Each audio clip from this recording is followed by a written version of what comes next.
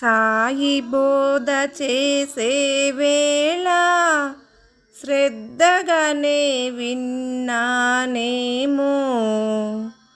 సాయికి నే ఎదురుగా కూర్చుని పారాయణ చేశానేమో,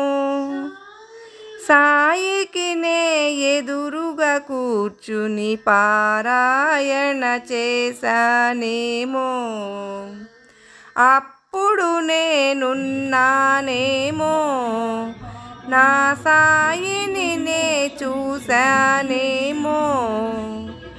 ఆ షిరిడీ క్షేత్రములోన సాయిని సేవించానేమో, అప్పుడు నేనున్నానేమో,